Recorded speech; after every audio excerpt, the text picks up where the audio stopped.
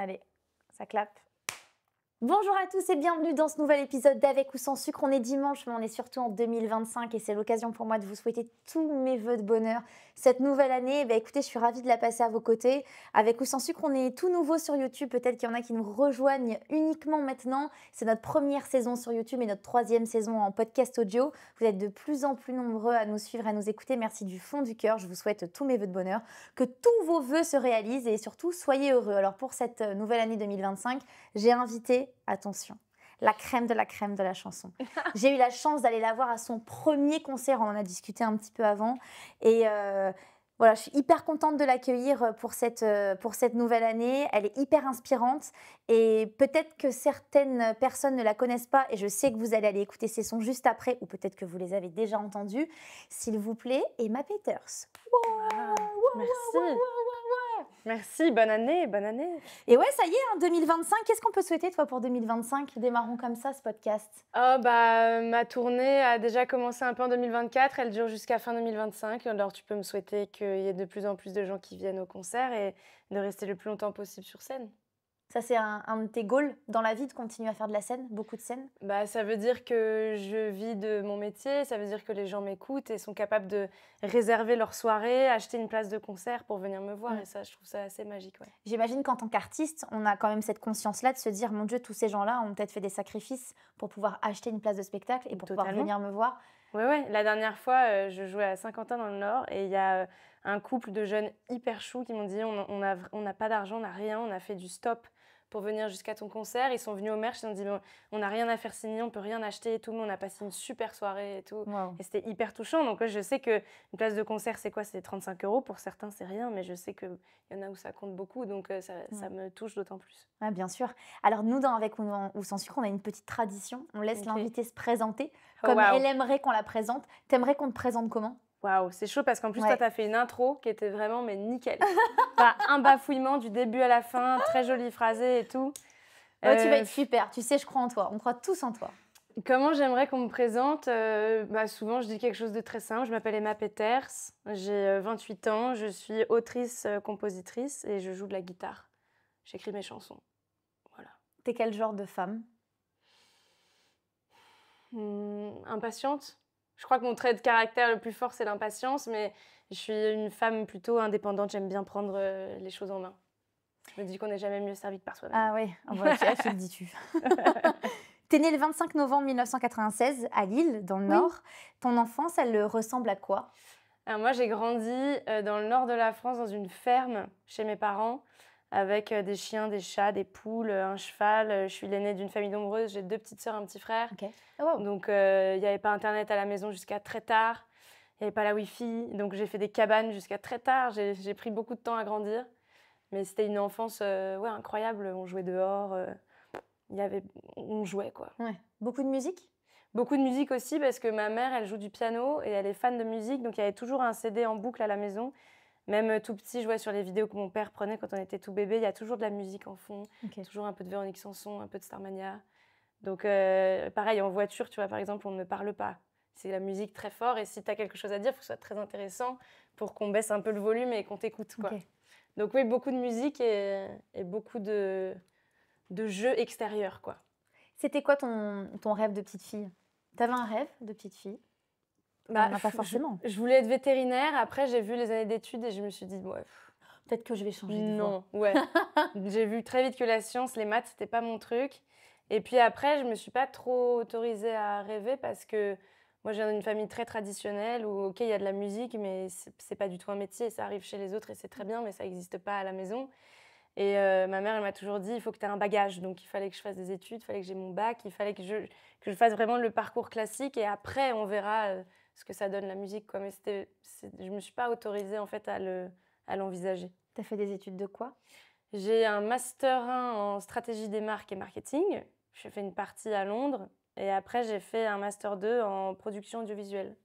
Là où j'ai rencontré Fiona, qui est notre amie commun. Exactement, vous allez tout savoir de notre vie, on adore. Fiona, qu'on embrasse d'ailleurs, qui est la coordinatrice de Danse avec les stars. Et puis, c'est d'ailleurs comme ça, je vous le disais dans l'introduction, que j'avais eu la chance d'aller voir le premier concert d'Emma, c'était à la Nouvelle Ève, à Paris. Et c'est Fiona, en fait, qui m'a eu des places. C'était au moment de Danse avec les stars. Et comme quoi, le monde est petit et les connexions sont hyper importantes. Et je sais que Fiona croit aussi beaucoup en ses connexions. Donc, on l'embrasse. Lorsque tu es toute jeune, donc tu entends de la musique, tu es bénie, il y a quand même voilà, tu es quand même dans un environnement où il y a de la musique. Est-ce qu'à un moment donné, dans ta chambre, quand tu es toute seule, quand il n'y a personne qui te regarde, là, tu rêves de la vie que tu as aujourd'hui? J'adorerais te dire oui parce que ça ferait une histoire de ouf, mais franchement, c'est quelque chose que j'ai pas imaginé parce que mon contexte familial me l'autorisait pas trop et aussi parce que j'avais peur. J'étais Hmm. terrorisée. De Je quoi? Bah, j'avais trop peur de l'inconnu parce que c'est des métiers qui sont quand même très, très instables. Donc j'avais peur de l'inconnu, j'avais peur d'intéresser personne, j'avais peur d'être ridicule, j'avais, peur du regard des autres. J'étais, une ado plutôt, rebelle à l'école, mais après j'étais toute seule le soir dans ma chambre, tu vois? Ouais, j'avais peur qu'on se moque de moi, en fait. Tu chantais donc jamais devant ta Jamais. famille? Si, devant ma famille le dimanche, parce que ma mère, elle m'obligeait, ça faisait des embrouilles de famille, parce qu'après, elle me disait: «Ah non, tu peux pas faire la gueule devant les invités».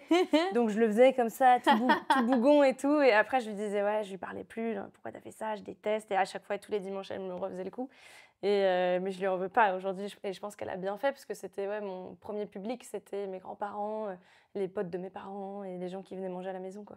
Donc ta mère, elle sentait déjà que tu avais cette fibre-là? Ma mère, elle sentait quelque chose et puis elle, je pense qu'elle aurait aimé faire ce métier, mais pareil, en fait, à son adolescence, elle a choisi plutôt d'aller travailler plutôt que de faire de la musique, mais elle était très douée, je pense qu'elle aurait pu le faire, et je pense qu'elle vit un petit peu aussi à travers, tout ce qui m'arrive.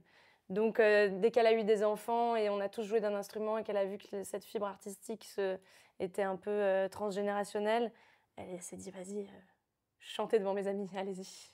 C'est quand même assez dingue. Quand on voit ton parcours aujourd'hui, quand on voit tout ce que tu as accompli et tout ce que je te souhaite encore d'accomplir, évidemment, et quand on imagine cette petite fille, on se dit pas du tout que tu ne chantais pas, que tu avais peur du regard des autres, que tu n'imaginais même pas faire de ta passion, parce que Ouais. j'imagine quand même une passion Ah oui, complètement. Mais ma guitare, par contre, c'était ma meilleure amie. C'est que je sois triste ou en colère ou heureuse, quand je rentrais de l'école, je passais 2-3 heures. Qui t'a offert cette guitare?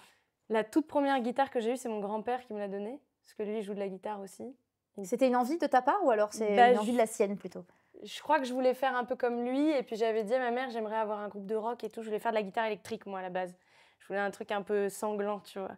Et puis elle m'a dit, il faut d'abord que tu fasses de la guitare classique et après tu feras de la guitare électrique, ce qui n'est pas vrai. Tu peux tout à fait faire de la guitare électrique sans jamais avoir fait de guitare classique.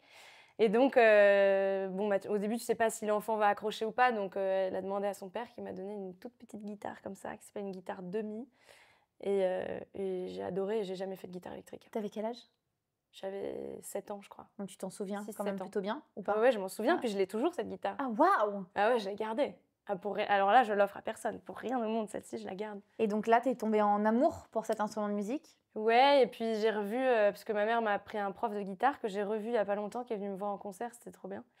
Et lui m'a raconté, il avait des souvenirs très précis du premier cours de guitare où il m'a dit que j'y arrivais très vite, en fait. Ah waouh! Que j'apprenais très vite, que j'étais très nulle en solfège, ça je m'en souviens. Je sais pas lire une partition, mais j'ai l'oreille, donc si tu me montres quelque chose, je vais mémoriser les positions des doigts et les sons Mmh. que j'associe après, et j'arrive en fait à reproduire assez facilement. Et de là, j'ai fait 10 ans de cours avec ce prof-là.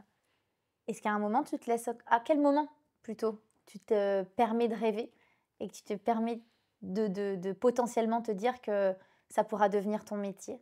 Bah, tu sais quoi? Très tard, parce qu'en fait, mais en même temps, ce que je vais te raconter là, c'est sûr que j'avais quelque chose d'inconscient parce que sinon j'aurais pas mis tout ça en place, mais j'ai toujours chanté, j'ai toujours repris les chansons des autres, et très tard, je me dis: «Il faudrait que j'ouvre une chaîne YouTube pour, partager un peu, que ce soit plus simple, tu vois, d'envoyer les vidéos à la famille et tout». Et la chaîne YouTube fonctionne absolument pas au début, et un jour, je sors une reprise de «Trop beau» de L'Homme Pâle, et là, ça marche très vite, très fort, et j'avais pas du tout l'habitude de ça, j'avais peut-être 200 abonnés, tu vois?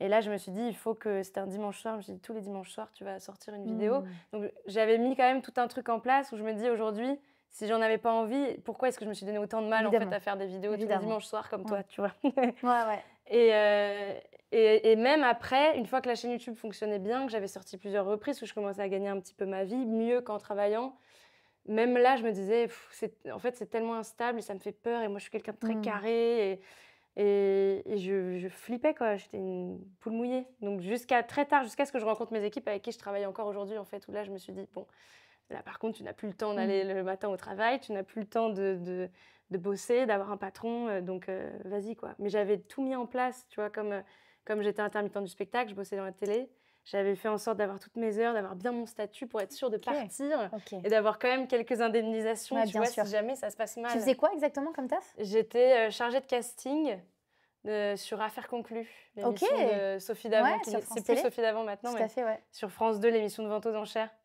Et en fait, moi, je m'occupais de récupérer les gens, de trouver les objets, de faire, les plannings de la journée, qui viendra vendre quel objet et tout ça. Est-ce que tu te souviens, de ta première scène? Bah oui, je m'en souviens, puis on se l'est rappelé tout à l'heure, c'était à la Nouvelle Ève. La Nouvelle Ève, c'était quoi, 2021, tu m'as dit? Alors écoute, à mon sens, c'était 2021 Mais je puisque, pense que c'est ça, ouais. je me souviens venir avec Jean-Baptiste Monnier qui était mon partenaire de Danse avec les stars lors de la saison 11. Il me semble que c'était en 2021. C'était genre septembre 2021, je Exactement, je crois. t'aurais dit septembre ou octobre Ouais. 2021.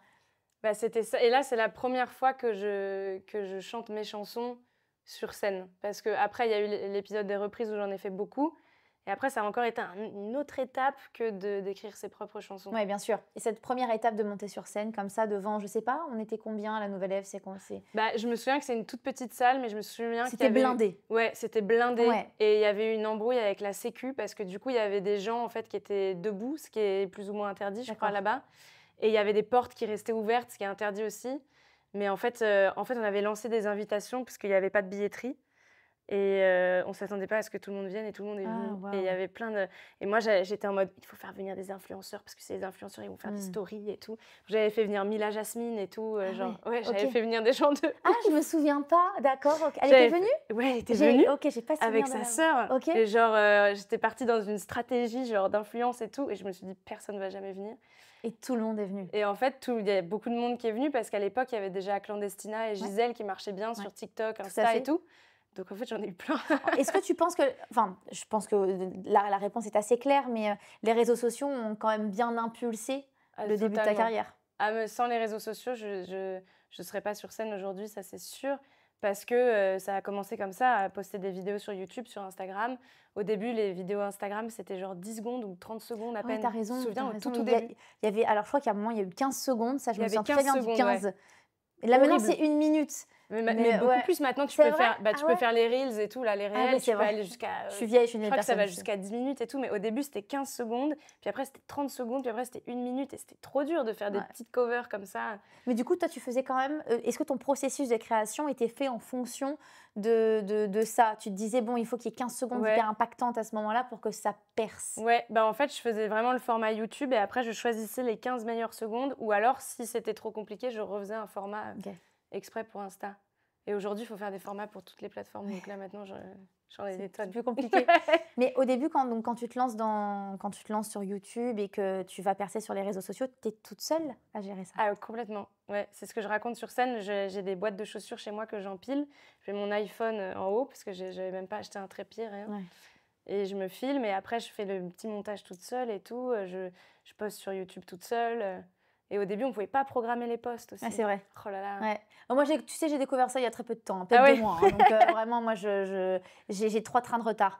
Est-ce que, lorsque tu es sur cette plateforme, tu es sur YouTube, tu travailles encore à côté, tu dis qu'à un moment donné, ça y est, tu commences à mieux gagner ta vie, Ouais. grâce à YouTube, plutôt qu'en travaillant. C'est-à-dire gagner ta vie? C'est, grâce aux vues, grâce aux sponsors, c'est quoi exactement Alors cette rentrée d'argent?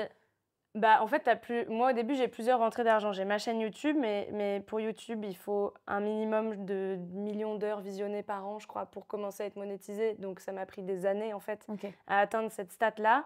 Et je crois qu'il faut 10 000 abonnés, un Mmh. minimum. Enfin bref, il y a un minimum. Donc, en fait, au début, YouTube, ça ne me rapporte rien. Puis, une fois que tu peux monétiser ta chaîne, ça rapporte très, très peu. Tu vois, OK. même aujourd'hui, ça me rapporte à peu près 500 € par mois, ce qui OK. est très bien, c'est très, très Non, agréable, mais tu bien vois. sûr. Mais Mais ça c'est pas permet, du ça ça ne peut tu peux permettait pas pas de payer ton compenser. loyer Et et tu voilà, peux c'est ça. pas faire tes courses, tu vois? Mais par contre, ce que j'ai fait, en fait, c'est que, toutes mes reprises que j'ai faites sur YouTube, j'ai demandé à mes abonnés: «Quels sont vos 10 préférés?» et j'en ai fait un album que j'ai appelé Emma Peters Remix sur les plateformes et j'avais comme projet d'écrire mes propres chansons. Je me suis dit, je fais un crash test avec ça. De toute façon, personne ne va écouter ces reprises-là.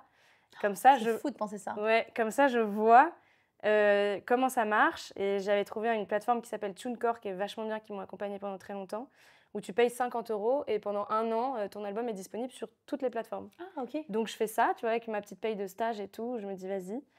Et j'ai pas de com, j'ai pas d'équipe, j'ai rien. Et en fait, aujourd'hui, l'album, je sais pas combien de millions de streams c'est, mais dedans, il y a Clandestina, il y a Gisèle, il y a tout ça. Donc, ça prend des années, ça prend peut-être 3 ans, tu vois, de bouche à oreille à percer. Mais au bout d'un moment, ça me rapporte un petit peu de sous par mois. Et là, je me rends compte qu'avec ça, en tout cas, avec l'argent des streams, je gagne plus ma vie. Enfin, c'est sensiblement la même chose, Ok. mais ça me sert plus Mais à par rien d'aller contre, travailler t'es pour le complètement salaire heureuse, que ouais. j'avais à la télé, où j'étais Ouais. clairement la moins payée de l'équipe. Et je travaillais d'arrache-pied. Là, je me dis, bon, écoute, je fais ce que j'aime. Et voilà, quoi. J'avais la chance de déjà pouvoir avoir un petit SMIC avec ça, tu vois. T'as quand même des doutes encore aujourd'hui dans ta Oui. carrière? Oui, oui, oui, beaucoup. Tu doutes sur quoi? Bah, tu sais, en fait, je doute sur est-ce que les gens vont rester?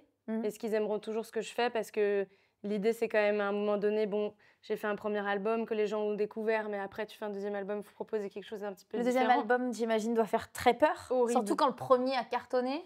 Bah, heureusement, il n'a pas cartonné énorme. Donc, je me dis, tu vois, il y a encore des gens qui le découvrent aujourd'hui. Et donc, ça me laissait un peu Petite marge. d'angoisse en moins, tu vois. Mais il faut proposer quelque chose de différent parce que, bon, t'as pas envie d'écouter 2 fois la même chose. Mais en même temps, si tu vas trop loin, bah, du coup, tu perds les premiers. C'est juste. Et puis, du coup, après, tu peux avoir un public qui te ressemble un peu moins parce que tu t'es peut-être un peu travesti, tout ça. Donc, c'est hyper compliqué, en fait, de garder l'équilibre entre ce que tu as envie de proposer, ce que tu es capable de proposer aussi, parce que ça, c'est 2 choses différentes. Et ce que les gens aiment entendre, parce que c'est eux qui vont venir à la fin et qui vont t'écouter ou pas. Comment t'écris? C'est quoi ton processus de création? J'écris peu, très peu, et ça aussi c'est dans les angoisses et les doutes, parce que du coup la peur de la page blanche de ouf. Et si tu te dis d'un coup, est-ce que j'ai tout raconté, est-ce que j'ai encore des choses à dire et comment je vais le dire, ça fait flipper. Ah ouais. Et comme j'écris peu, mais ça y est, maintenant j'apprends à me connaître, j'ai toujours ce stress de dire en fait je travaille pas assez, je fais pas comme mes copains artistes qui sont tous les jours au studio. Moi j'écris peut-être une chanson tous les 2 mois, tu vois, c'est très peu. Mais c'est des chansons efficaces, normalement. Et j'essaye de me faire confiance, en fait, de me dire c'est pas grave, donc il faut aussi le temps de vivre des choses, il faut le temps de digérer des choses aussi, et de savoir comment les raconter au bon moment. Mais cette histoire d'inspiration, c'est flippant, quoi. T'as eu très peur, j'imagine, d'arriver avec ton propre, alors pas ton propre style, mais ta propre manière d'écrire, puisque c'est vrai qu'on t'a connu avec des reprises. Ouais. Enfin, peut-être que non, peut-être d'ailleurs que certaines personnes ne t'ont pas connu avec des reprises. Moi, en tout cas, je t'ai Ça connu. arrive. Voilà, Mais moi, en c'est tout plus cas, rare, c'est vrai. c'est vrai que je t'ai connu avec des reprises. À quel moment tu t'es dit, c'est le bon moment, justement, pour laisser parler mon cœur et pour m'exprimer tel que moi j'ai envie de m'exprimer, avec mes mots? J'en avais envie, je commençais à grandir, puis j'étais tombée amoureuse pour la première fois, et d'un coup, c'est un trop-plein d'émotions que tu as besoin de traduire autrement. Et comme moi, j'ai toujours fait de la musique, et ça revient à ce que je disais quand j'étais petite, j'avais ma meilleure amie, c'était la guitare. Bon, bah, assez naturellement, tu as envie de raconter ce qui t'arrive, tu vois. Donc, c'est venu à l'âge de 21, 22 ans. Et puis là, d'un coup, je me suis dit, ça va être chaud parce que les gens connaissent les reprises. Et comment je vais faire pour faire au moins aussi bien que tous ces chanteurs et chanteuses que j'ai repris pendant des années et que j'adore et que je trouve formidables. Et d'un coup, j'ai eu un complexe d'infériorité de moi, ce que je raconte, c'est pas du tout assez bien par rapport aux autres, quoi. Et donc, j'ai écrit beaucoup pour moi au début. Et puis, un jour, j'ai chanté une chanson à mes parents qui s'appelle Je mens, qui est sur mon premier album. J'avais que un couplet, un refrain, et j'étais rouge écarlate et je tremblais et tout. Je leur ai chanté la chanson et ma mère, elle a pleuré, elle a appelé mon père et tout. Et puis ma mère, elle m'a dit, je t'en supplie, vas-y, fais-le, quoi, continue. Et donc à ce moment-là, j'ai commencé à prendre un petit peu confiance. Et aussi, j'ai rencontré un monsieur qui s'appelle Philippe Ascoli, qui a été mon directeur artistique pendant 3 ans. Et lui, il a enfoncé les portes ouvertes et il m'a dit, fais-le, quoi. Genre, t'en as rien à foutre. Et justement, toute l'énergie que t'as mis dans tes reprises, mets-le dans tes chansons. Parce qu'il y a un truc aussi où moi, j'étais très vite catégorisée au début. Je suis une petite meuf blanche, blonde, avec une guitare. Donc, je n'ai pas le droit de dire des gros mots, je n'ai pas le droit à la vulgarité. On attend de moi ce que ce soit très lisse, très calme, très doux. Tu ressens ça? Ah ouais, je l'ai ressenti beaucoup au début, beaucoup moins maintenant. Et heureusement, on a une scène féminine d'artistes là qui est incroyable et qui fait du bien. Mais au début, ouais, c'était les journalistes et tout, c'était que ça, Ah quoi. oui. Ah bah oui. Tu lisais quoi? Bah, c'était «Ouais, oui, mais vous n'avez pas peur pour une femme? Vous trouvez pas que c'est un petit peu trop cru? Est-ce que c'est pas un petit peu vulgaire? Et puis vous dites des gros mots et puis vous parlez de sexe et puis tout ce qu'on dirait pas à un rappeur, Ah, quoi». bien sûr. Voilà. Donc quand je reprenais du rap, il y avait pas de souci. Mais là, maintenant, comme c'est toi qui l'écris et que tu dois le défendre, d'un coup, c'était un autre regard, quoi. Justement, les reprises, comment tu décidais que c'est ce son-là que je vais reprendre? Parce que tu as un coup de cœur, parce que tu as un Ouais. flash, parce que ouais. Bah, j'ai repris que des chansons que j'adore, que j'écoute et que j'aime, quoi. Juste des chansons qui me faisaient plaisir. En fait, j'ai pris vraiment ce que je faisais seule, petite dans ma chambre, j'ai juste mis une Mmh. caméra et je me suis dit: «Maintenant je le partage», mais c'est que des chansons que j'adore, d'artistes, que je respecte, enfin, vraiment à la base, c'est un kiff personnel, quoi. Et je pense que c'est ça la clé du truc, c'est de te faire plaisir Bien à sûr, toi-même. bien sûr. Est-ce que tu dois demander à ces artistes-là pour reprendre leur son? Est-ce qu'il y a Mmh. un deal? Alors tu as le droit de reprendre des chansons sur, YouTube, tout ça, il y a aucun souci. Mmh. Tu as le droit de reprendre ce que tu veux. Par contre, quand tu les commercialises, que tu les mets en ligne sur les plateformes, tu as le droit également de ne pas demander. En revanche, tu as des crédits, donc tu dois bien dire qui l'a écrit et composé. Donc là, surtout, D'accord. tu ne mets pas ton nom, sinon ça s'appelle du vol. Ouais. Et moi, j'ai fait ça proprement. Et après, tu n'as techniquement pas le droit de changer les paroles ou de changer la mélodie. OK. Et là, dans ce cas-là, tu peux te faire attaquer si tu as nui à la chanson, quoi. Mmh. Et tu peux aussi te faire attaquer pour atteinte personnelle si l'artiste trouve que vraiment, genre, ta reprise, ça lui va pas du tout, ça lui ressemble pas du tout, ça met pas en valeur sa chanson et tout, il peut te demander de la supprimer. Mais J'imagine que ça ne t'est pas arrivé. ça ne m'est jamais arrivé. Est-ce que tu as eu contact avec les artistes que tu as pu reprendre? Quelques-uns, pas tous, mais en même temps, c'est pas forcément ce que je cherche, quoi. Moi, Mmh. j'ai juste l'impression moi, j'ai une chanson que j'aime, je peux proposer quelque chose de différent. Et je pense que ma mission, elle s'arrête là, tu vois. Avec quel artiste t'adorerais, pouvoir faire un feat? Damso. Ouais. J'aimerais bien un rappeur. OK. J'aimerais bien Damso, j'aimerais bien... Pourquoi Damso? Bah, je crois que c'est un des premiers rappeurs que j'ai écouté avec Nekfeu à l'époque. Et où vraiment, ça m'a fait quelque chose. La première fois que je l'ai entendu, je me suis dit, il faut le mettre en prison parce que tout ce qu'il dit, c'est tellement dur, c'est tellement hard. Et puis après, j'avais une espèce d'addiction où j'y suis revenue. En fait, j'adore cette brutalité dans le rap, où j'ai pas du tout eu cette éducation-là quand j'étais petite. C'était très chanson française, que j'adore aussi. Mais j'aime bien l'urgence et le droit au but qu'il y a dans le rap. C'est pour ça que j'aime bien mélanger la chanson Mmh. française et le phrasé plus urbain. Mais ouais, je sais pas, ça m'a scotché, quoi. Après, j'ai écouté que ça. OK, donc Damso, en priorité Damso. Damso, j'aimerais bien, mais Et j'aimerais en bien... femme, par exemple? Oh, en femme, il y en a tellement. Française ou internationale, hein, Bah, bien sûr. j'avais demandé à Angèle sur mon album qui m'a répondu très gentiment. C'était déjà gentil de me répondre en disant qu'elle faisait une petite pause pour l'instant et tout. OK. Ça se trouve, elle avait juste pas du tout envie, mais au pire, c'est OK. Elle a super bien répondu dans ce Elle a cas. super bien répondu. Déjà, effectivement, Adorable. tu as raison de le dire, répondre, c'est Répondre, déjà hyper sympa. chouette de prendre de ton temps. Hyper sympa. Merci beaucoup d'avoir pensé à moi. Je fais une petite pause pour l'instant et tout. Genre hyper gentil. OK, Hyper cool. Donc j'étais en mode... J'avais l'impression d'avoir le fit, carrément. Ça me va très bien. j'adore. Et ouais, j'aimerais bien, mais en même temps, bah, tu vois, sur mon album, il y a un feat avec November Ultra que j'adore. Ouais. Donc j'étais trop contente de faire de la musique avec elle.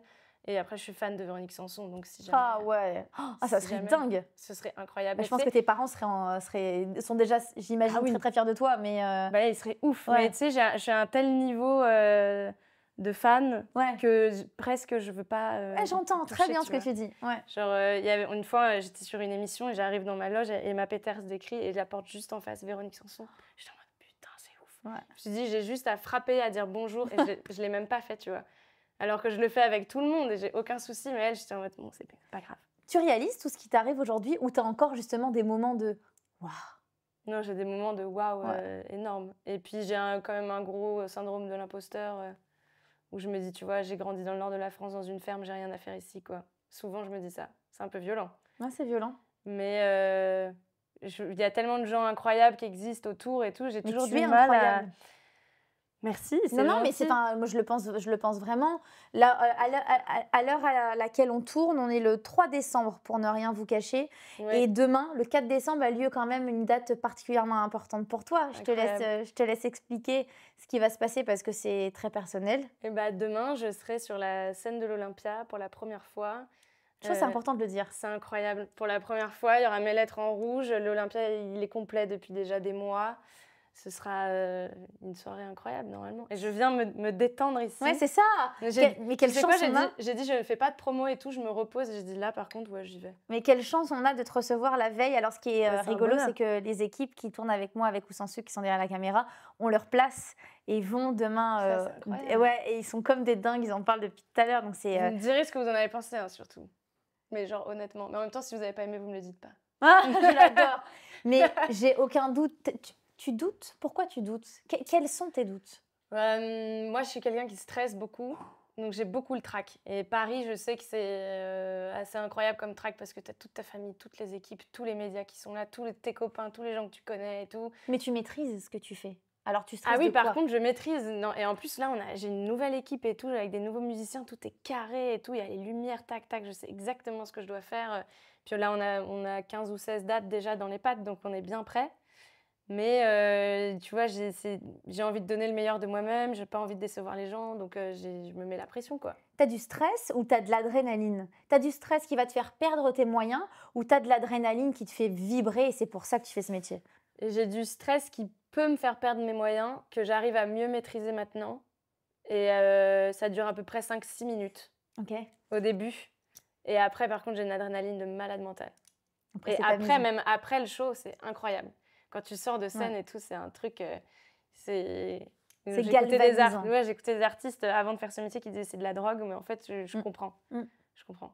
T'es déjà allé à l'Olympia pour voir des concerts, Oui, bah, j'y j'imagine? étais hier Ah d'ailleurs, mais non! voir Zao de Sagazan, ouais, ouais, j'ai vu plein de concerts là-bas et Qu'est-ce que tu t'es dit justement hier quand t'es allée dans cette salle? Il y a quand même bien un moment où tu t'es dit: «Après-demain, c'est moi là». bah, j'ai un peu paniqué au début, j'étais devant et je me suis Crise dit de panique! je voyais les lettres et je sais qu'en plus elle joue aussi ce soir, donc je me suis dit: «Quand ces lettres-là, ils les enlèvent, c'est pour mettre les miennes». Déjà, je me suis dit ça et j'étais avec ma petite sœur que du coup tes équipes connaissent C'est aussi. vrai, c'est drôle qu'on embrasse. Et Avec qui finalement t'as un peu démarré sur YouTube? c'était pas celle-ci, Ah c'était avec mon autre. c'était avec Marie-Lou, ouais. C'était avec Ouais. Marie-Lou, ouais. Et non, hier, j'étais avec Rose et en fait, je sais pas, dans sa tête, elle a confondu la Cigale et l'Olympia. Donc en arrivant, elle m'a dit: «Mais c'est immense, mais comment les gens, ils vont rentrer et tout?» J'étais en mode: «Ah, tu tout de suite, tu arrêtes, les gens, ils vont s'installer là, hop et on n'en parle plus». Après, on s'est assises et j'ai vu Zao rentrer sur scène, je me suis dit: «Putain, donc demain, je suis là» et après, c'est parti, j'étais dans le concert et OK.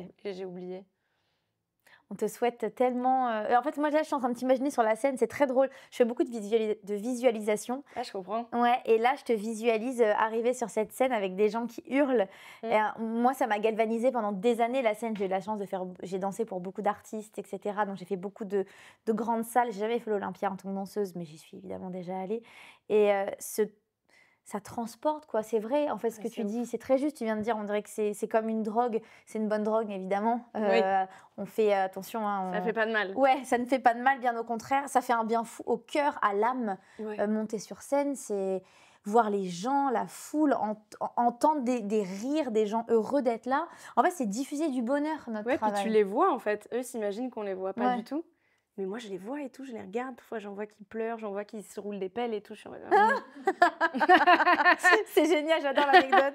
Alors, il y a quand même une chose dont on n'a pas parlé. Ton album Dimanche, qui est sorti en mars 2022, Oui. t'a permis d'être nommée comme révélation féminine aux Victoires de la musique en 2023. Ouais.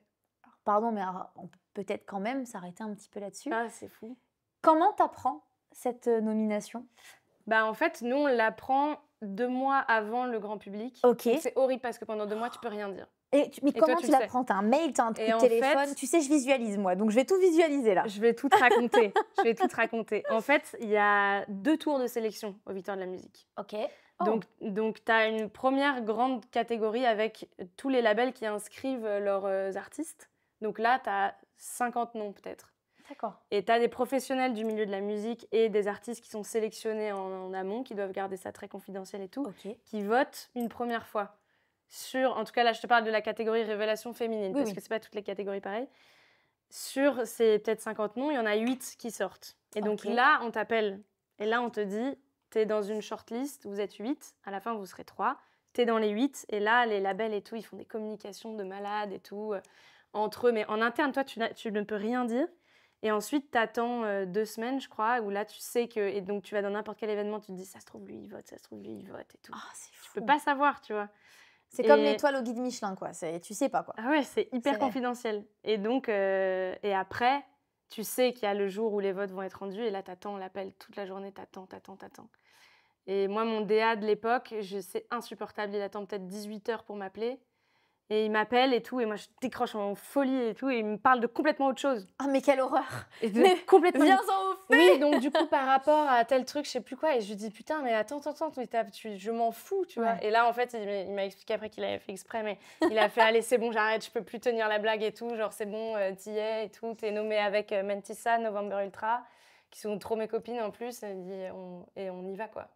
Et c'est à peine 6 mois après la sortie de l'album, en fait. Parce que, quoi, que l'album, il sort en mars, et les votes, c'est en novembre. Donc, tu vois, c'est... Ouais. C'est quoi ton sentiment? J'ai pété un plomb parce ta que... sensation première? En tant qu'artiste, en tout cas pour moi, c'est vraiment un objectif, les Victoires de la musique. C'est une cérémonie que je regarde depuis toute petite à la télé, avec tous les artistes que j'adore. Et puis, c'est hyper gratifiant, quoi. Ouais. Et donc, je me disais, si jamais j'y suis, c'est la folie. Et je disais, j'en ai rien à foutre, je veux juste être dans les 3, je veux juste y aller. Après, je m'en fous s'ils gagnent ou pas. Tu parles, une fois que tu es dans les 3, après, t'as envie de gagner. Ouais. Mais c'est incroyable, d'un coup, tu es projeté dans un truc. Et puis, par contre, c'est hyper intense parce que donc là, t'enchaînes 2 mois de promo vénère. Et là, tu fais que de croiser des gens qui disent « Allez, mon on y croit, on pense à toi et tout, je pense que tu vas l'avoir. » Et puis, tout le monde va de son petit pronostic, alors que du coup, les votes sont clos depuis déjà 2 mois. Tu vois, ils le savent tout de suite. Ils savent direct qui a gagné. Donc toi, tu essayes d'avoir des infos parce que tu connais machin qui est peut-être le président du truc, tu as 10 mois et tout, et on te dit rien du tout. Et donc, je fais 2 mois de promo, et puis après, tu arrives à la scène musicale qui est absolument immense. J'avais ma petite loge, en face, il y avait Juliette Armanet, j'étais en mode, c'est bon. Et là, c'est hyper intense par contre. Et nous, surtout, c'est des petites catégories, donc on passe tard. Et là, tu attends très longtemps et tu fais encore de la promo toute la soirée. Waouh! Et donc, en fait, et puis comme tu es en révélation féminine, il n'y a aucun moment où tu dis non, je ne vais pas faire cette interview parce que tu n'attends que ça, quoi. Bien sûr. Tu fais toutes les interviews, tous les trucs, et puis d'un coup, c'est bam, bam, et tu passes, et 3 minutes, c'est fini. Qu'est-ce que tu ressens? Un stress immense. Et tu t'en souviens? Tu te souviens de ta perf ou t'as un petit trou de mémoire? Écoute, je vais te raconter le vrai truc parce qu'en vrai, je l'ai un petit peu mal vécu. Parce que j'étais tellement stressée et c'était tellement intense avant que j'ai pas eu le temps de bien me concentrer. Je me suis pas échauffé la voix, par exemple. Et c'est des toutes petites loges, il y a peut-être 20 personnes dedans et tu vas faire des photos et des trucs. Et ça a été pour moi un gros tourbillon parce que je commençais à peine à m'habituer à ce milieu-là, tu vois. Et quand j'arrive sur scène, j'ai très peu de souvenirs parce que bon, c'est la télé, tu arrives sur un espèce de gros pratos, on te pousse comme ça et d'un coup, bam, le truc démarre et tu dois chanter. Et il faut être très fort tout de suite et tu as 5000 personnes devant. Enfin, c'est un truc hyper intense où moi, qui suis encore une fois traqueuse, machin, dans le doute et tout, j'avais pas trop confiance en moi. Et je pense que j'ai fait une sortie de corps, tu vois. J'ai oublié, genre. J'ai oublié, je me souviens mal. Et quand je sors de scène, je sais juste que j'ai un problème dans mes ears. D'ailleurs, on a fait un vlog sur YouTube là-dessus. On a documenté toutes les victoires de la musique. Et il y a une vidéo où on me voit vraiment sortir de scène et dire « J'entendais rien. » Ah, waouh! Quelle frustration ça doit être. Ouais, mais bon, en même temps, est-ce que parfois, tu vois, c'est pas aussi ton cerveau, tu sais, qui déconnecte. Et donc, parce que l'après-midi, au balance, j'entendais très bien, tu vois. Bien. Donc, après, tout peut se passer en technique, mais... Et là, tout de suite, en fait, il y a un mec qui t'attrape et qui te met dans un box parce que tout de suite après, c'est les résultats. Donc, en fait, t'as pas le temps. Moi, j'étais en mode, c'était bien, mais tu cours et tu dois faire tout le tour et t'arrives dans ton box et là, t'as les caméras comme ça. Et là, c'est Angèle, justement, qui ouvrait l'enveloppe pour annoncer les résultats. Et on est tous comme ça. Il faut aller voir le vlog sur YouTube. Je fais une super pub. Ah non, mais t'as raison, mais complètement. Même moi, j'ai envie d'aller le voir, c'est vous dire. Et on est tous comme ça et tout. Et là, ils font... et la révélation féminine est... November Ultra. Et là, tu as genre tout qui retombe comme ça, parce que tu as la caméra là, donc évidemment, tu lâches rien du tout. En même temps, Nova, elle le sait, on en a parlé plein de fois, elle le mérite tellement. C'était vraiment un plaisir de l'avoir gagné ce prix-là. Mais tu as un... Et là, d'un coup, tout s'arrête. Tu n'as plus de caméra, tu n'as plus de photos, tu n'as plus d'interviews. Et j'avais qu'une envie, c'était d'aller dans les loges et de pleurer parce que c'était... c'était trop intense en fait. Un trop plein. Et quand j'arrive dans les loges, genre vraiment, je suis effondrée. On le voit dans le vlog d'ailleurs. Et je demande une seule chose, c'est ma mère et mon père qui sont eux dans le public et qui n'ont pas d'accès pour rentrer loge. Et à ce moment-là, t'en as rien à foutre de... J'avais toutes mes équipes qui étaient adorables, qui disaient mais Emma, tu te rends pas compte du chemin que t'as fait, c'était génial d'y être et qu'est-ce qu'on s'en fout de l'avoir gagné ou pas, on s'en fout. Mais c'était pas ça, c'était tout un truc que tu gardes et d'un coup t'es épuisée en fait. T'es épuisée. Et je voulais mon père et ma mère et dans ma tête ils ont mis une éternité à arriver. En fait, ma mère, bon, il faut savoir que ma mère, c'est quelqu'un, quand elle veut quelque chose, c'est obligé. Une fois, donc elle arrive à... Une fois, je faisais la première partie de Bon Entendeur au Zénith de Paris. Elle n'avait pas de passe, elle n'avait rien. J'étais dans les loges. D'un coup, je vois « Coucou, ma chérie !» Mais comment t'es arrivée jusque-là? Elle a passé toute la sécu, elle a inventé des petites histoires, machin, clac, clac. Elle arrive, sécu, sans passe, sans badge, sans rien. La sécu, faites attention à vous quand même. Au Zénith de Paris. Donc, heureusement, c'est vraiment ma mère, c'est pas une détraquée. Mais donc là, je me suis dit, bon, elle va trouver un moyen. Et effectivement, 20 minutes après, ils étaient là tous les deux et ils m'ont pris dans les bras et tout. Et là, je me suis un peu apaisée, quoi. Puis ils étaient tellement fiers et tu te rends pas compte et c'est tellement énorme. Et c'était... Ah, mais c'est la fin d'une course, en fait, si tu veux. C'était une course pendant des mois. Ouais. Alors, évidemment, si tu avais gagné, il y aurait eu une euphorie sur le moment. Et puis 2 jours après, il y aurait eu cette redescente, je pense, dans tous les cas. Toi, tu as eu la redescente un petit peu plus vite que la personne qui a gagné. Mais en fait, c'est une course, en fait, c'est un sprint que vous faites pendant 2 mois. Et puis à la fin de ce sprint, bah, tu es épuisée. J'étais épuisée. Et moi, j'avais un concert le lendemain en plus. Ah, tu t'es mis une petite galère aussi. Ouais, mais en fait, j'avais un concert même le soir même des victoires qu'on a dû déplacer.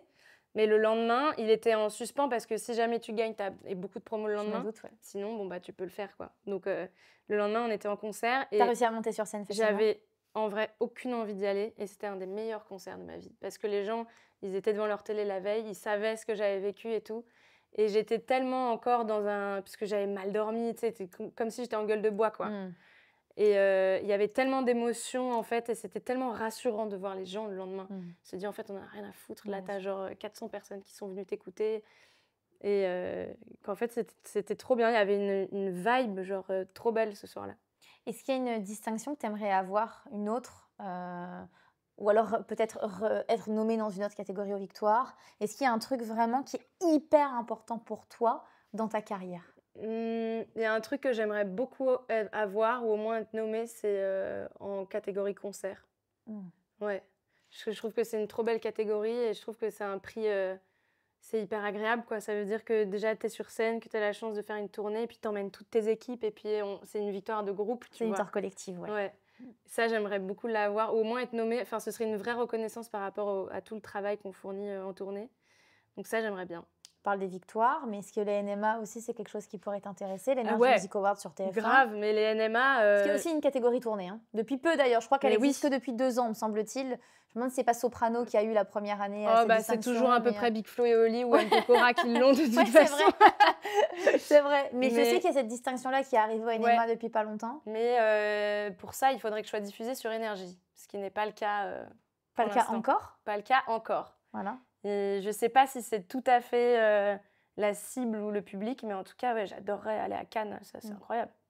Ça serait à mon sens, tu as plus que ta place d'aller là-bas. C'est gentil. Oui. J'aimerais beaucoup, beaucoup y aller. On va parler de complètement autre chose, mais il y a la Star Academy qui a fait son retour. Je sais pas si tu regardes. Ah, c'est drôle. Mon rêve. Je sais pas si tu regardes. On adore. Il faut trop que tu ailles faire une masterclass à la Starac. On est d'accord. Putain, tu lui as filé des notes ou pas? Non, mais quand même. C'est génial. Mais tu sais que je me bats depuis des semaines. Je fais chier tout le monde pour y aller. C'est pas vrai. Je te jure, je suis avec ma chef promo et tout. Charlotte qui est là, que j'interpelle, qui est en backstage. Elle envoie des mails et tout pour expliquer par A plus B pourquoi est-ce que Emma Peters devrait faire une masterclass à la Starac. Mais attends, mais ça serait complètement génial. On a même, tu sais quoi, demandé à ChatGPT ce qu'il en pensait. Oh non, mais je t'adore. On a dit genre, peux-tu expliquer pourquoi Emma Peters devrait faire une masterclass à la Starac? Et il a expliqué des trucs hyper bien, de genre, comme j'ai fait beaucoup de reprises et qu'eux font des reprises. Mais bien sûr. Il faut y aller parce qu'elle pourrait expliquer comment se réapproprier les chansons, interpréter à sa façon et tout. Non, mais attendez, excusez-moi, mais cet extrait, on va complètement l'envoyer à TF1, c'est pas possible. On a tout copié-collé le mail ChatGPT. On a besoin de toi. On a envoyé à ma promo. Et tous les gens que je croise, en plus, Genre, j'ai eu la chance d'écrire sur l'album de Kenji Girac là, qui vient de sortir. Je sais que Kenji il était là-bas. Oui, Kenji y est allé avant-hier. J'ai fait un duo avec Thomas Dutronc il n'y a pas longtemps et il me dit putain, demain je vais à la Starac, je suis stressée et tout. J'ai dit tu parles de moi et tout. Bah, Donc, je attends. fais chier tout le monde, c'est mon rêve. Qu'est-ce qui est ton rêve? Qu'est-ce que t'aimes dans cette émission? Oh, mais je crois que c'est pas pour les bonnes raisons. Je crois que je vais y aller pour voir le château, tu vois. Je vais y aller parce que je sais pas, c'est mythique. Puis c'est une émission qu'on regardait quand on était petit. Tu regardais alors? Bah ouais. Je regardais pas beaucoup parce que on n'avait pas le droit de regarder la télé trop tard chez mes parents et tout, mais tu sais, on avait tous le micro Star Academy là. Je me souviens quand j'allais chez ma cousine et tout, on faisait des concerts et tout, c'était incroyable. Je sais pas, en plus c'est une émission que j'adore et que je regarde, je suis hyper investie. Je regarde la quotidienne tous les jours, les primes. Je n'ai plus de samedi soir parce que je regarde les primes. Non mais attends, mais c'est génial. Et je suis là en train de me dire, ouais, elle, je pense, elle va gagner, ça, c'est mes préférés et tout. Après, je me dis, non, il a pas bien utilisé son masque pour chanter, il a pas pris la bonne tonalité et tout. Insupportable.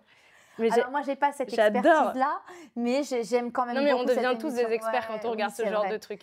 Écoute, j'ai eu la chance, moi, d'aller au château cette année et l'année dernière. L'année dernière, je donne un cours de danse. Mais cette oui, année, j'ai donné un cours de sport cette année. Mais oui, j'ai vu, putain. Et effectivement, quand tu arrives et que tu vois le château, tu te dis, mais ça, c'est... Bah, tu fais 500 selfies, non? Genre, t'es là, quoi. Mais même pas, tu gardes même pas ton téléphone, en fait. Il y a ce truc où, à partir du moment où tu rentres, là où les professeurs rentrent, bon, petit exclu, là où tu rentres, tu sais... Coupé, j'ai...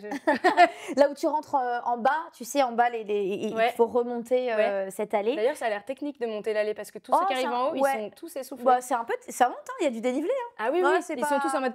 C'est pas déconnant. Hein. Et écoute, t'as pas ton téléphone. En fait, là-dedans. Donc, il n'y a pas vraiment de moment où tu peux faire un selfie avec le château. Tu peux te mettre à un endroit un peu particulier où tu peux faire quand même ton petit moment, ton petit moment fan. Mais moi, ce que j'aime dans devant le petit lac, là. Bah oui, mais elle est pas allée, mais elle l'a. Moi, ce que j'aime dans cette émission, c'est les valeurs, en fait, que ça va inculquer. Tu vois, bon, aujourd'hui, en télé, on a un peu... Il y a plein de choses. Voilà, il y en a pour tous les goûts. C'est de la vraie télé-réalité, quoi. C'est des gens qui sont pas connus à la base, parce que maintenant, en télé-réalité, tu as beaucoup de personnalités.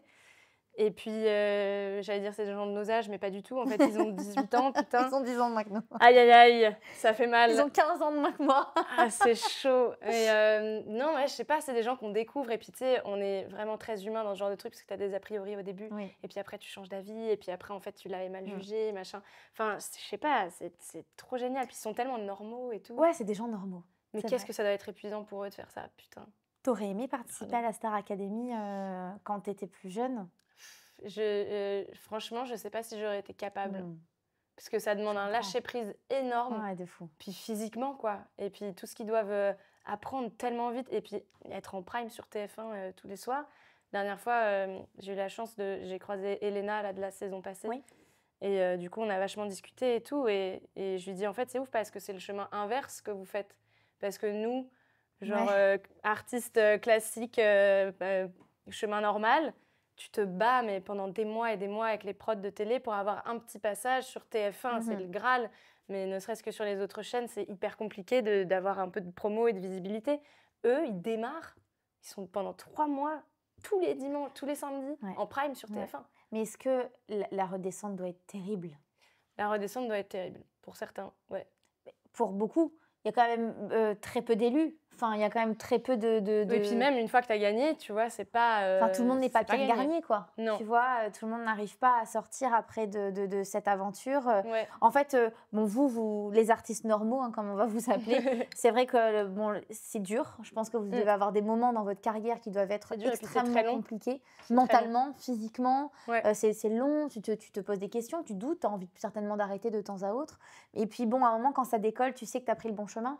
Là, tu démarres très très haut, tu le dis très bien, tu es en prime sur TF1 tous les samedis soirs à une audience de 4 millions de gens. Ouais. Et puis tu sors. Et ça doit être très angoissant pour eux quand ils sont dans le château de se dire qu'est-ce que je vais devenir après, quoi. J'ai pas l'impression qu'ils y pensent tant que ça, qu'ils en parlent tant que ça.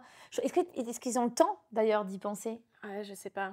Je pense qu'ils ont peut-être, t'as raison, pas trop de recul tu sur vois, le truc. Après, ils doivent avoir tellement peur de Twitter et des réseaux et tout. Comment tu le vis, toi d'ailleurs, ça, les réseaux? Bah, moi, j'ai de la chance, j'ai une communauté vraiment sympa. Bon, il y a des gens qui sont hyper violents, hyper méchants gratuitement, tu connais. Hein, mais pour rien. Mais moi, ils sont pas très nombreux, en fait. J'essaye, je travaille avec ma psy aussi, j'en ai parlé, parce que moi, je suis complètement accro à tous les commentaires, tous les DM et tout. C'est-à-dire que le matin, quand je me réveille, c'est la première chose que je fais. Donc, c'est un peu flippant. Et ma psy m'a dit, mais vous vous rendez compte avec quoi vous démarrez la journée? Mmh. Et je me suis dit, ouais, c'est vrai. Et elle m'a dit, le matin, vous êtes focus sur des choses positives, sur le genre de la bienveillance et tout. Je dis, ouais. Donc j'essaye de m'en détacher un peu, mais c'est hard, puisque c'est carrément une addiction, mon téléphone. Mais Comme beaucoup hein, aujourd'hui, hein, tu sais, je pense que on est dans une société, c'est horrible ce que je vais dire, mais pour c'est tellement la vérité. C'est enlever son téléphone de sa main, c'est dur. Moi, des fois, je suis c'est là, ça fait un horrible. quart d'heure, 20 minutes, je suis dans le canapé, je me dis: «Mais qu'est-ce que j'ai fait? J'ai fait quoi Ouais. que ça fait 20 minutes? J'ai rien fait, Et en moi, fait, j'ai perdu mon temps». j'ai essayé il y a 2 semaines, j'ai essayé 24 heures sans téléphone. Ah waouh! C'était Alors? hyper dur. Ouais, Et genre, je me suis surprise à être devant la télé, tu vois, et à faire comme ça sur mon canapé, tu sais, pour allumer ouais. mon tel qui n'était pas du tout là. Ah ouais. Et là, j'étais comme ça, je me suis dit, voilà, c'est flippant de ouf.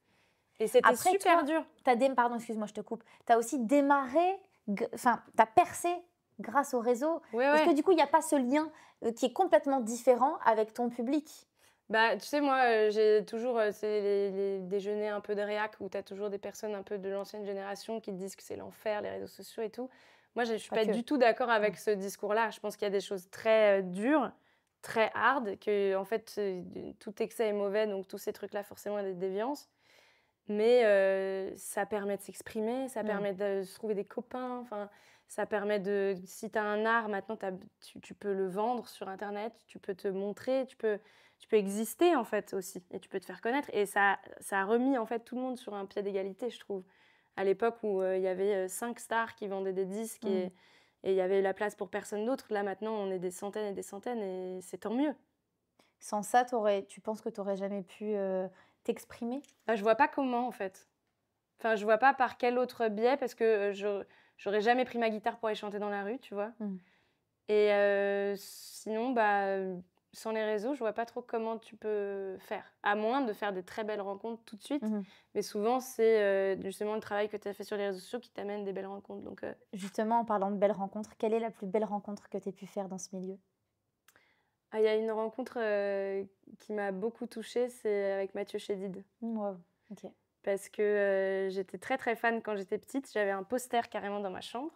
Mes parents, ils nous avaient emmenés, en concert et tout, c'était Je l'ai trop vu bien. moi aussi, trop bien. Mais je me demande si c'était pas à l'Olympia d'ailleurs que Oh! je l'avais vu, avec toute sa famille et tout. Ils À avaient fond. fait une tournée, famille Chédid, enfin bref.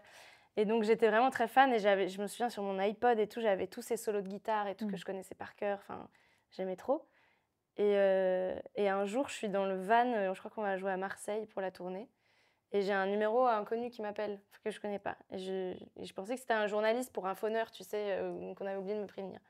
Donc je décroche et tout, et là j'entends: «Oui, salut Emma, c'est Mathieu chez Did». Oh waouh! Pardon? Ouais, et j'étais en mode: «Ah, ouais» et tout, et mes musiciens: «Mais c'est qui, c'est qui?» J'étais en mode: Taisez-vous et tout. Et du coup, je dis: «Bah, enchantée» et tout. Il me dit: «Écoute, j'ai vu une vidéo de toi, sur Instagram, j'ai beaucoup aimé ta voix. Du coup, je me suis renseignée, j'ai trouvé ton album, j'ai écouté tout ton album. Je veux juste te dire que mes préférées sont celle-ci, celle-ci, celle-ci. Et donc après, j'ai vu que tu étais avec telle équipe, donc j'ai appelé machin pour avoir ton numéro et je t'appelle pour te le dire, voilà». Waouh! Non, mais alors le Et mec je suis en mode: hyper humble, «Ouais». c'est tellement gentil de faire ça, mais qui fait ça Mais aujourd'hui? qui fait ça? C'est ça ma question. Et du coup, j'étais en mode: «Bah, écoutez, merci beaucoup, je suis hyper touchée, j'aime beaucoup votre musique depuis toujours». «Ah oui, ah bah, c'est cool et tout, ah bah, c'est hyper sympa et tout». Enfin, et on reste 10 minutes au téléphone comme ça. Waouh! Ouais, et à la fin, il me dit: «Écoute, moi, je joue aux Folies Bergères». Il avait J'adore genre ça, ça. 2 semaines bookées aux Folies Bergères, plein à ras-bord et tout. «Je joue aux Folies Bergères, j'aimerais beaucoup t'inviter un soir sur scène avec moi». Et moi, je lui raconte que quand j'étais petite, avec ma petite sœur Marie-Lou, on chantait, à la Bonne Étoile de Mathieu Chédid, et donc je lui raconte cette histoire-là. Il m'a dit: «Bah, tu sais quoi? On fera la Bonne Étoile ensemble aux Folies Bergères». Oh, mais alors, il est Et du coup, incroyable, on l'adore! non mais on l'adore et c'est tellement, un mentor en plus. On s'est croisés justement hier et tout, et il pourra pas être à mon Olympia, mais il m'a fait un gros câlin, gros bisou, «Je penserai très Oh. fort à toi». Enfin, c'est vraiment quelqu'un de super. Et donc je raccroche, genre choquée comme ça, et je me dis: «Bon, en vrai, les probabilités pour que ça se fasse sont très, très faibles», tu vois? Mmh. Donc je laisse un peu mourir le truc, et puis moi, j'ose pas le relancer. Je me dis: «Il a Bien tellement sûr. il a oublié», tu vois? Ouais. Et 2 semaines après, genre, je fais un apéro avec mes parents dans le jardin et tout, à la ferme. Et là, j'ai mon téléphone qui sonne, je vois Mathieu Mais Chédid. c'est pas vrai. Déjà, tu sais, c'est le genre de truc où tu mets très longtemps à décrocher parce que déjà, tu vois le nom qui Ça s'affiche, doit pas tu être vois? vrai. Ouais. Et donc je décroche, je lui dis: «Ah bah, je suis chez mes parents». Il me dit: «Ah bah, tu embrasseras toute la famille, tu te souviens, on s'est dit qu'on ferait ça et tout. Je lui ai dit, bah ouais, grave. Il me dit, au fait, j'aime beaucoup aussi ta chanson Le temps passe, donc si tu veux, on fait les deux. Et on a calé une date. Moi, j'étais en tournée aussi, donc il n'y avait qu'un soir où je pouvais venir, malheureusement, mais c'était déjà vachement bien. Et on a chanté La Bonne Étoile aux Folies Bergères. Et après, on a joué Le temps passe et tout. Et lui, il faisait de la guitare sur ma chanson. Et là, je pète un câble parce que, tu sais, t'as tes ears comme ça, là. Et t'entends, genre, le gars que t'as écouté depuis toute petite, t'entends son son de guitare là, dans tes tympans, sur ta chanson. Tu pètes un câble. L'histoire est tellement belle. Pète un câble. Et Mathieu, c'est quelqu'un d'hyper fidèle. Et il m'a dit, on se reverra, si je vais t'aider et tout. Et je sais qu'il a parlé de moi, par exemple, à Nagui, à Taratata. Donc, c'est grâce à lui si j'ai fait Taratata ensuite. Il m'a invité, c'était les 30 ans ou 40 ans de Taratata à la Défense Arena, là, 40 000 personnes. Ouais. Donc il a dit, je veux une voix féminine. Il a dit à Nagui, tu connais Ma Peters? Il a dit non. Il a dit, bah maintenant tu vas la connaître. Donc, il m'a fait venir, donc j'ai pu chanter avec lui ce soir-là. Et depuis, Nagui l'a bien aimé, j'ai fait Taratata. Donc en fait, il y a trop de trucs en chaîne qui sont liés à Mathieu. Et moi, j'ai fait de la musique chez lui, dans son studio, dans sa maison. C'est incroyable. Enfin, c'est des trucs, magnifique rencontre. Ah ouais, c'est des trucs assez magiques. Donc je pense que une de mes plus belles rencontres, je pense que c'est Mathieu. Pour terminer cette interview... Ouais, pardon, j'ai parlé pendant 100 ans. Non, mais c'est hyper intéressant. Tu te vois où ou alors, qu'est-ce que tu aimerais faire et où tu aimerais être dans 10 ans? Y a une salle qui me fait rêver, c'est Bercy, la Corotel Arena. Pourquoi? Parce que moi, j'aime pas trop les grandes salles. Mais je sais pas, celle-ci, je trouve qu'elle a la bonne taille, elle a la bonne configuration, elle est belle, elle est grande, surtout en gazon et tout. Je sais pas, il y a un truc hyper impressionnant, je trouve, avec cette salle. Puis j'ai vu plein d'artistes que j'adore. Je vais aller voir Billie Eilish là bientôt et tout. Incroyable, je peux mourir. Donc, je sais pas, j'ai un truc avec cette salle. Elle m'impressionne et en même temps, je trouve qu'elle reste assez petite, entre gros guillemets, parce que c'est quand même 15 000 personnes. Ouais, je pense que quand tu es sur... Enfin, moi, j'ai été sur scène de Bercy, j'ai dansé déjà avec des artistes à Bercy. Ah ouais, c'est pas une petite... Non. Bah, je l'ai fait aussi avec Taratata. C'est un... Waouh. Ouais, non, c'est énorme. Mais j'entends ce que tu veux dire. Tu vois, c'est pas la Défense Arena où là, c'est beaucoup trop gros, je trouve. En fait, c'est peut-être une question de perspective. C'est moins large, tu vois. C'est moins englobant comme ça et plus... j'entends ce que tu veux dire. Pour avoir fait les deux scènes, Bercy peut paraître un petit peu plus intimiste. On est qui pour dire que Bercy, c'est intimiste, en fait? Excusez-nous, mais... Je sais pas, c'est une affection, donc j'aimerais bien. Si ça arrive un jour, ce serait vraiment génial. Sinon, dans 10 ans, j'espère que je pourrai toujours vivre de ma musique, que j'aurai toujours assez d'inspiration pour sortir des albums et que je serai toujours heureuse de faire ce métier. Ouais, écoute, c'est tout ce qu'on te souhaite. Tu as préparé des petites cartes. Alors, tu te demandes ce que je suis en train de faire. Des trucs je ne sais pas si tu connais l'oracle des anges. C'est des petits messages des anges. J'adore faire cet oracle-là parce que c'est que du positif. Tu sais, j'y croyais pas du tout au début à ces trucs-là. Et maintenant, je suis à fond dedans. Moi, c'est vraiment un oracle que j'aime particulièrement. Alors, je vais te laisser te poser une question ou penser à quelque chose dans ta tête et je ne veux pas le savoir. Ça te regarde. Une seule question? Une question ou c'est pas forcément une question précise, mais pense à un moment, quelque chose que tu aimerais qu'il arrive, pense à quelqu'un. Voilà, je veux pas que tu nous dises ce que c'est. Par contre, je veux bien, s'il te plaît, que tu coupes le jeu avec ta main gauche, qui est la main du côté du cœur. J'ai peur. Et que tu nous lises, par contre, à voix haute, s'il te plaît, cette carte-là. J'espère que c'est bien. Ah, résultat positif. Déjà, ça commence. C'est vrai, c'est le nom de la carte? Ouais, résultat positif. Ok, je la connais pas. Le soleil est en train de percer les nuages et tu vas voir bientôt les choses sous une lumière différente. Quelque chose qui semblait réellement désespéré va se révéler sous un jour prometteur. Oh waouh, je la connais pas du tout celle-là. Ok, écoute. Ça fait un peu flipper par rapport à ma question, mais en vrai ça va. Je vais garder résultat positif. Résultat positif. Je pense que vraiment c'est tout ce qu'il faut que tu gardes. Voilà, fin de la carte. Hop. Non, écoute, moi je peux. Non, mais tu sais, on peut le voir. Alors, on se le cache pas. Hein. Non, mais c'est génial. Le soleil est en train de percer les nuages, c'est hyper bon ça. Non, mais ça c'est bien. Tu sais, demain. Rassure-moi. Bien sûr que c'est bien. Non, mais demain avec l'Olympia, peut-être que t'es un peu stressée. C'est ça. Voilà. Bon, tu vois, je savais pas que c'était ça. Mais sous une lumière différente, quelque chose qui semble être réellement désespéré. Non, ça, je sais pas, mais ça me fait penser à autre chose un petit peu en lien. Ok. Va se révéler sous un jour prometteur. Bah, écoute, j'espère vraiment que cette carte, elle va te faire sens dans quelques semaines, mois, et que tu vas te dire, punaise, c'était ça, c'est incroyable. Oh, j'aime bien ma carte. Ouais, bah, je suis contente que tu aimes bien. Lorsque cet épisode sortira, on sera donc le 12 janvier, tu auras un titre qui sera sorti 2 jours avant. Le 10 Oui. janvier, tu as un single qui sort. Est-ce que tu peux nous en parler un Ouais, peu? j'ai une toute nouvelle chanson qui sort le 10 janvier qui s'appelle Déjà vu, qui est une chanson que j'ai écrite il y a quelques mois déjà. Et je suis hyper contente d'envoyer de la nouvelle musique, puisque Ouais. mine de rien, mon album est sorti au mois de juin. Donc 6 mois après, je me dis, est-ce que ce serait pas un petit peu agréable qu'on sorte une nouvelle chanson et que ça annonce aussi la suite, parce qu'évidemment, il y a tout un 3e album qui est en préparation. Ça parle de quoi, cette chanson? Oh, bah, tu sais, moi, c'est beaucoup l'amour, hein. Beaucoup l'amour, la déception. Donc, c'est une chanson qui s'appelle Déjà vu. Donc, c'est voilà, un peu tous ces scénarios d'amour un peu déçu que tu peux retrouver. Et en même temps, c'est une chanson qui est hyper punchy, je trouve. Disons qu'il y a des accords très nostalgiques, mais ça bouge de ouf. Donc, j'espère que ce sera une chanson pour danser sur scène et que ça redonnera un peu le sourire aux gens. Et ben, j'aimerais bien danser dessus. En fait, c'est une Dans chanson Avec les Stars. d'été qui sort en hiver. Et ça, je trouve ça cool. Ce serait trop bien que je puisse danser dessus sur Danser avec les Stars. Mais tout à fait. Alors, ce n'est absolument pas moi qui décide de ma... Non, mais j'ai beaucoup embêté Fiona, notre fameuse amie commun, là-dessus. Ah, bon, bah, à mon tour, alors, d'embêter Pierre, celui qui dirige tout ce qui est musical sur le programme, et de proposer ta musique. Bah, grave. Ah, ça serait trop bien. Et donc ça sort donc le 10 janvier. Donc évidemment, ça sera sorti lorsque vous verrez ce podcast. On vous mettra le lien en cliquable sous la vidéo pour que vous puissiez aller écouter ce nouveau single. Trop bien, on a hâte. Je suis trop contente. Merci beaucoup. On va se faire pour terminer notre petite photo Paula parce que j'adore garder des souvenirs gravés en Paula. Hop là, je te remercie Thibaut.